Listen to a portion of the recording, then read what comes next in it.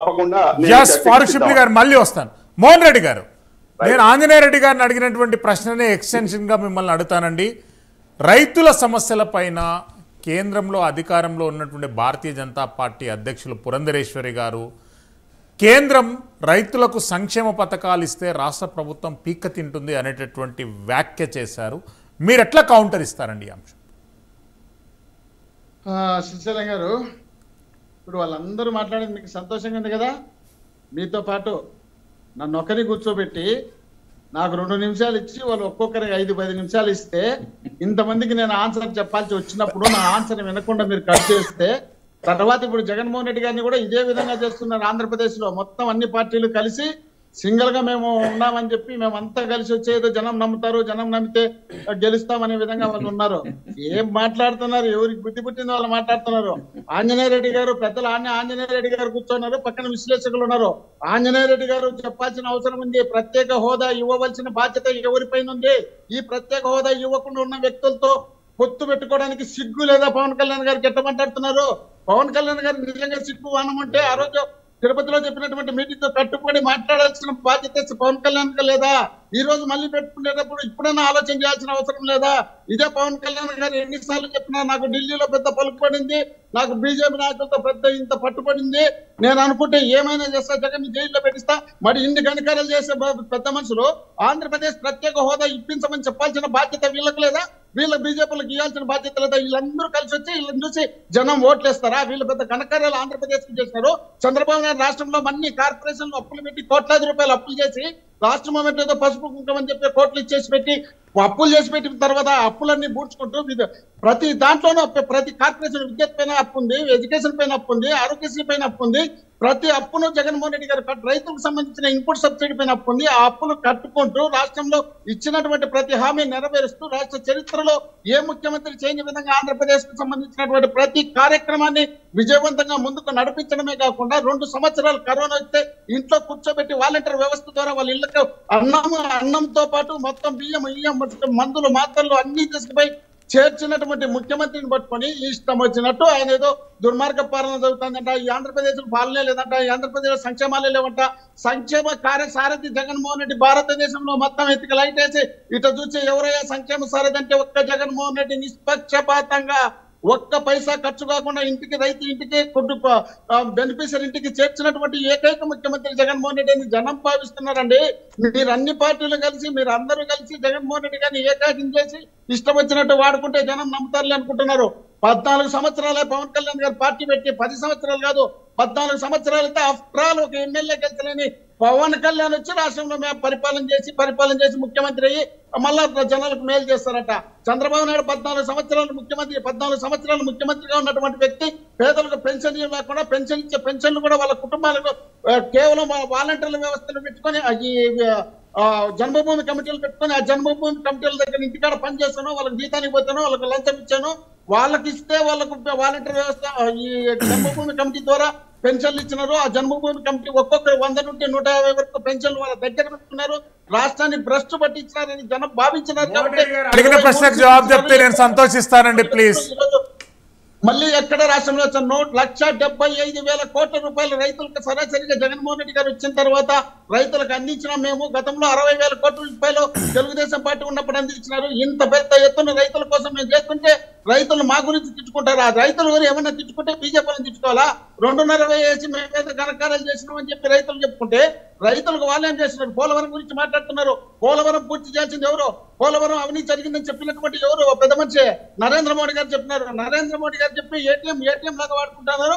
పోలవరం అని చెప్పిన తర్వాత అక్కడ రివర్స్ టెండర్లు వచ్చాయి, దాదాపు 1 కోటి రూపాయలు రిటర్న్ వచ్చింది. అలాంటి మంచి కార్యక్రమాలు జగన్మోహన్ రెడ్డి గారు చేస్తే జగన్మోహన్ రెడ్డి గారు అవినీతిపరుడు, జగన్మోహన్ రెడ్డి గారు దొంగ, జగన్మోహన్ రెడ్డి గారిని జనం కొడతారు, వీళ్ళని చూసి చెల్లుట్ కొడతారు అనుకుంటున్నారు. ఈ రాష్ట్రంలో జగన్మోహన్ రెడ్డిని తప్ప ఏ ఒక్కరిని నమ్మరు. ఇచ్చిన ప్రతి హామీ నెరవేర్చినటువంటి ఏకైక ముఖ్యమంత్రి జగన్మోహన్ రెడ్డి. ఆయన ఎన్ని కష్టాలున్నా, ఎన్ని ఇబ్బందులున్నా, ఎన్ని సమస్యలున్నా జనానికి ఇచ్చినటువంటి మాట ఏ ఒక్కటి తప్పకుండా చేసినటువంటి ఏకైక ముఖ్యమంత్రి జగన్మోహన్ రెడ్డి గారు. అలాంటి ముఖ్యమంత్రిని పట్టుకొని మీకు ఇష్టం వచ్చినట్టు మీరు వర్ణించుకొని గంటలు మాట్లాడితే ఏమన్నా జనం నమ్ముతారనుకుంటున్నారా? మోహన్ రెడ్డి గారు ప్రయత్నం చేసినా నమ్మరు. జగన్మోహన్ రెడ్డి గారిని అంత మళ్ళీ ముఖ్యమంత్రి కాదండి, చేస్తారని అందరు 10 వ్యాఖ్యలు మాట్లాడతారు, మీరు 100 వ్యాఖ్యలు మాట్లాడతారు, మీరే అందరికంటే ఎక్కువ మాట్లాడతారండి. ఎస్, చందు శ్రీనివాస్ గారు, చందు శ్రీనివాస్ గారు, yeah please please I will come to you. Chandu Srinivas గారు చెప్పండి. గత 2 నెలల నుండి రాష్ట్ర ప్రభుత్వం బటన్లు నొక్కేటటువంటి కార్యక్రమంలో పూర్తిగా నిమగ్నమైంది.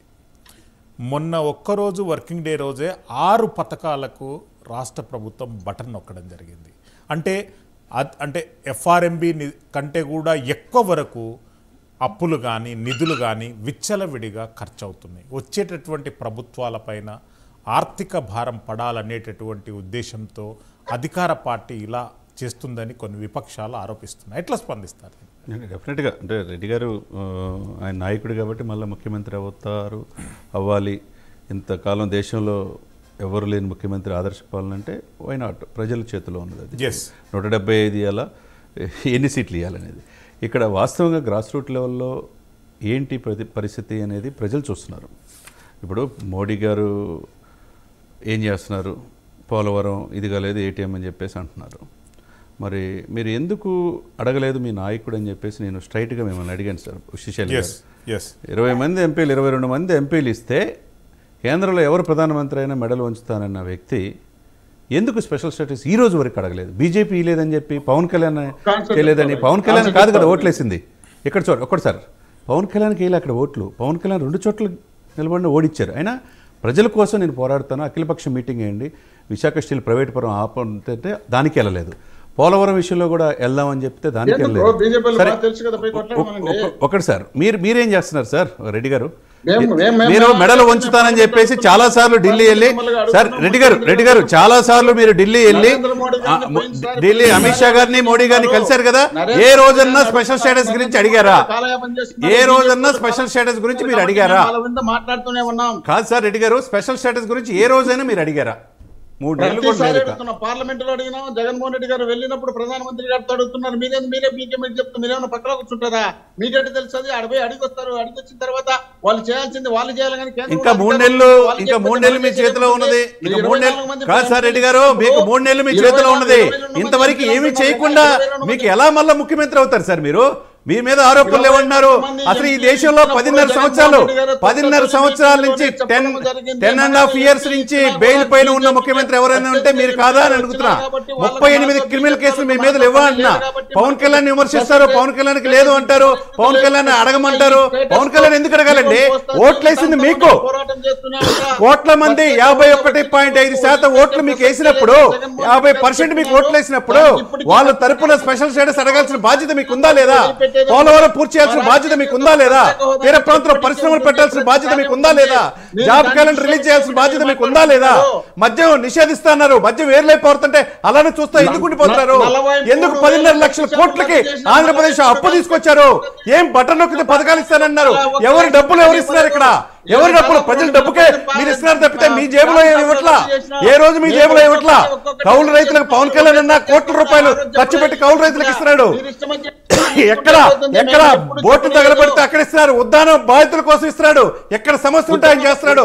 ఆయన ఎమ్మెల్యే కాలేదే, మీరు 151 సీట్లు ఇచ్చి 22 మంది ఎంపీలు ఇచ్చినప్పుడు మీరు ఎందుకు స్పెషల్ స్టేటస్ ఈ రోజుకి తేలా? 2 నెలలు మీ చేతిలో ఉన్నాయి. ఏ విధంగా మీరు ఎలక్షన్కి వెళ్తారు? స్పెషల్ స్టేటస్ తీసుకొచ్చినందుకు వెళ్తారా? రాజధాని 3 రాజధానులు చేసినందుకు వెళ్తారా? పోలవరం పూర్తి చేసినందుకు వెళ్తారా? ఏ విధంగా మీరు వెళ్తారు చెప్పండి సార్, నిజాయితీగా చెప్పండి. ఏ విధంగా చెప్పకుండా, ఏ విధంగా చేయకుండా, ఏ విధంగా మళ్ళా ఈ దేశంలో ఆదర్శ ముఖ్యమంత్రి అంటే ఎట్లా సార్? ఎందుకు మంత్రులు మారుస్తున్నారు సార్? విడుదల రజని చిలకలూరిపేట నుంచి గుంటూరు ఎందుకు మార్చారు? ఆదిమూలపు సురేష్ ఎందుకు మార్చారు? మార్గాని భరత్ రాజమండ్రి నుంచి ఎందుకు మార్చారు? మెరుగు నాగార్జునని వేమూరు నుంచి సంతరోజుపడి ఎందుకు మారుస్తున్నారు? ఎందుకు ఇంత పథకాలు చేస్తున్నారు చెప్పండి. ఎందుకు మంత్రులు మారుస్తున్నారు సార్? మీరు బటన్ ఎక్కి పథకాలు అన్నారు, ఆదర్శ ముఖ్యమంత్రి మళ్ళా వస్తారన్నారు. ఎందుకు మారుస్తారు? అక్కడ పోటీ చేస్తే ఓడిపోతారనేగా, ప్రజల్లో వ్యతిరేకత ఉందనే కదా. మీరు ఎన్ని చెప్తున్నారు కదా, బీజేపీ వాళ్ళు చందు శ్రీనివాస్ గారు నేను క్రాస్ టాక్ వద్దు ప్లీజ్. ఆంజనేయ రెడ్డి గారు మోహన్ రెడ్డి గారు ఆగాలి ప్లీజ్. మోహన్ రెడ్డి గారు ఆంజనేయ రెడ్డి గారు ఆన్ స్క్రీన్ ప్లీజ్.